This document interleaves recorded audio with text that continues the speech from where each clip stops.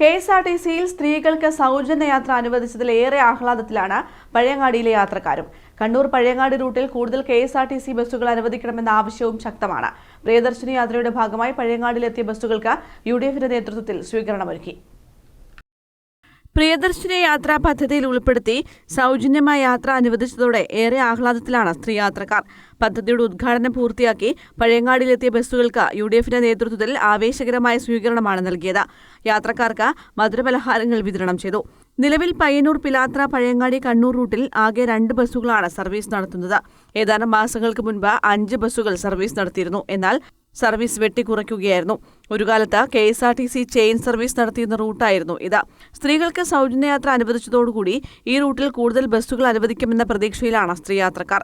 Kannur Pazhayangadi Mattool റൂട്ടിലും Pazhayangadi Taliparamba റൂട്ടിലും Pazhayangadi ഹനുമാരമ്പലം റൂട്ടിലും KSRTC ബസ്സുകൾ അനുവദിക്കണമെന്നും യാത്രക്കാർ ആവശ്യപ്പെടുന്നു.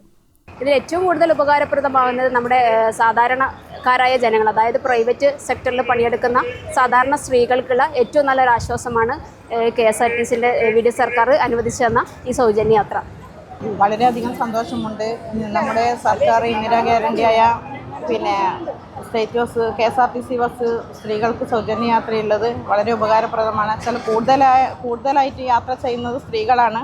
പുരുഷന്മാരെന്ന് വെച്ചാൽ മറ്റുള്ള ബൈക്കുകളിലും കാറിലും ഒക്കെ യാത്ര ചെയ്യുന്നതാണ്. സ്ത്രീകളാണ് കൂടുതലായിട്ടും ബസ്സുകളിൽ യാത്ര ചെയ്യുന്നത്.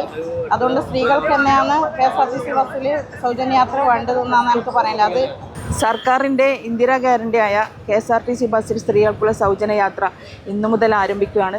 വളരെ സന്തോഷമുണ്ട്. കാരണം സർക്കാർ പ്രഖ്യാപിക്കുമ്പോൾ നമുക്ക് തന്നെ ആശങ്കയുണ്ടായിരുന്നു ഇതെങ്ങനെ നടപ്പിലാക്കുമെന്നത്. പക്ഷേ സർക്കാർ ആ വാക്ക് പാലിച്ചിരിക്കുകയാണ്. വളരെയധികം സന്തോഷം. കാരണം സ്ത്രീകൾക്ക് ഇതൊരു വലിയ ഉപകാരപ്രദമാവുമെന്ന് തന്നെയാണ് പറയാനുള്ളത്.